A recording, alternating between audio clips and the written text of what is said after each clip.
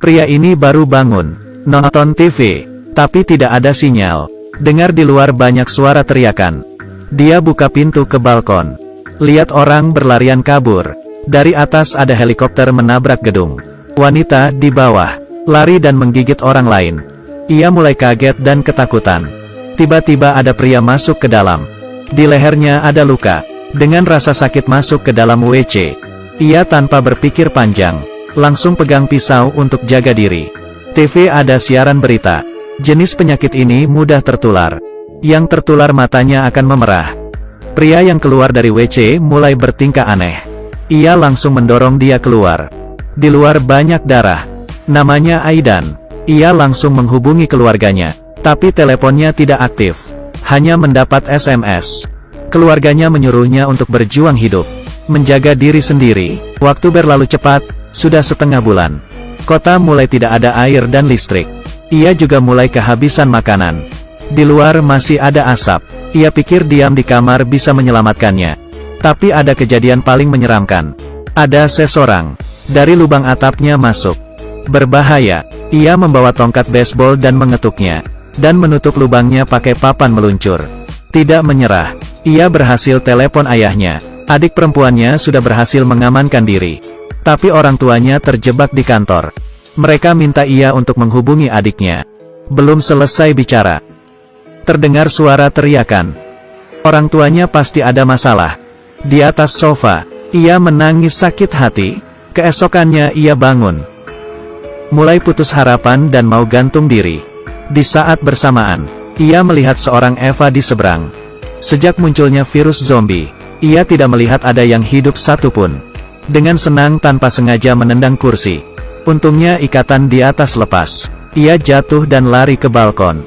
Ia mulai ada harapan. Eva juga sadar. Keduanya dari jendela saling menulis. Tanya kabar. Saling merayakan. Ia sudah hidup sendiri sangat lama. Saat mereka asik mengobrol, tiba-tiba Eva itu melihat sesuatu. Dan menutup gorden jendelanya. Janjian besok ketemu lagi. Malamnya, di luar hujan deras. Ia mengeluarkan alat masak menampung air. Mandi di depan balkon. Keesokan harinya, ia tidak perlu ngobrol dari jendela. Ia membuat teleporter untuknya.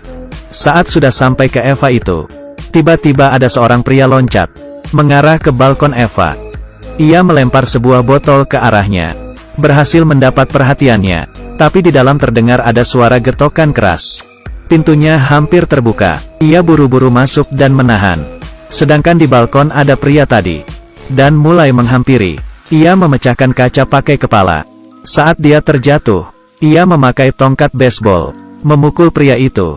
Setelah berhasil, ia punya ide. Ia mau tinggal dekat Eva itu. Ia tidak mau terus menunggu kematiannya di dalam kamar. Ia berencana untuk mencari Eva itu. Langkah pertama harus keluar mencari stok barang. Di lorong ia mengambil kunci rumah tetangganya. Mulai masuk ke kamar, menemukan ranjang tetangganya. Ada seorang Eva yang sudah mati. Ia yakin sudah tidak ada orang. Mulai mencari barang-barang penting. Mengambil kaleng yang belum terbuka ke dalam tasnya.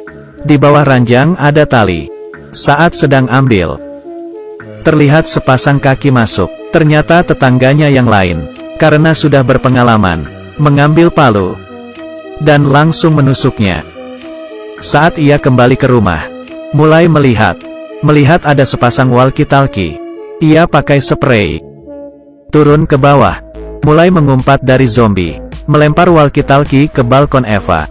Esok harinya mereka mulai berkomunikasi. Dan berhasil. Karena sudah lama tidak mendengar suara orang. Mereka bersemangat. Malam hari, ia lanjut mencari stok barang. Kali ini ia lewat merangkak di saluran ventilasi. Masuk ke satu kamar. Ia mulai mencari. Ia sadar di dalam sangat bersih. Seperti tidak ada bekas zombie lewat. Tapi pintunya dihadang pakai kulkas. Ia ke arah lemari, melihat banyak stok makanan. Ia senang, dan beritahu kabar baik ini ke Eva. Ia menemukan sesuatu yang salah. Rumah rapi dengan banyak makanan. Di sini pasti masih ada orang yang hidup. Saat ia mau pergi, tapi ranselnya ada di ruang tamu. Ia memberanikan diri jalan keluar. Tiba-tiba seorang kakek tua bawa tongkat. Sudah menunggu. Aidan menjelaskan ia tidak terinfeksi. Kakek itu langsung menurunkan senjata. Ia mengaku sudah beberapa minggu sendirian di sini. Pemilik rumah ini bunuh diri. Jadi dia tinggal di sini. Ia tanya di sini masih ada orang lain yang hidup. Aidan jawab ada seorang wanita lagi. Ia sangat baik, membolehkan Aidan bawa makanan. Saat ia sedang ambil makanan, kakek langsung memukul kepalanya. Ia pingsan. Saat ia sadar, tahu di belakangnya ada zombie. Tangan kakinya diikat untuk jadi mangsa. Ternyata ia mencari orang hidup untuk beri makan ke istrinya. Tidak ada harapan. Tiba-tiba dengar suara Eva. Kakek berdiri dan keluar melihat keadaan. Agar kakek tidak tahu keberadaan Eva, ia berjuang dengan kekuatan. Akhirnya terlepas. Kakek kembali lagi. Aidan langsung menarik kakek dan mendorongnya.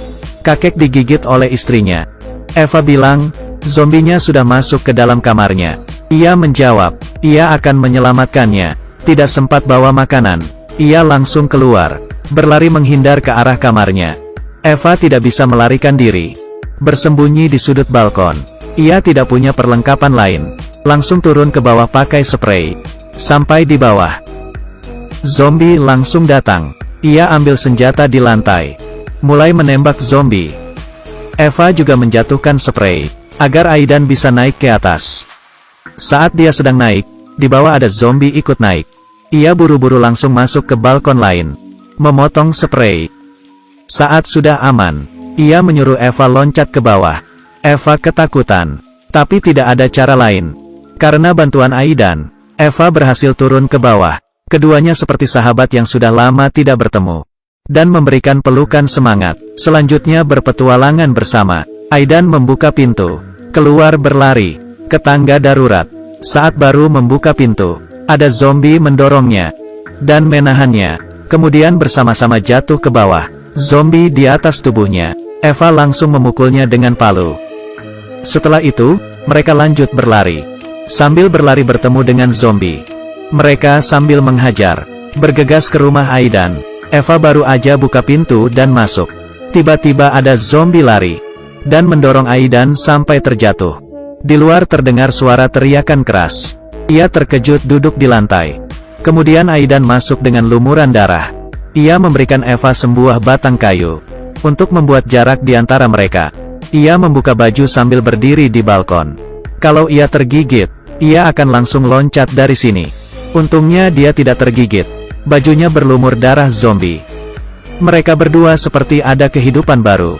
Keduanya pakai kulkas untuk menahan pintu. Akhir dunia masih terus berlanjut di luar. Tapi kali ini mereka berdua menghadapinya bersama-sama.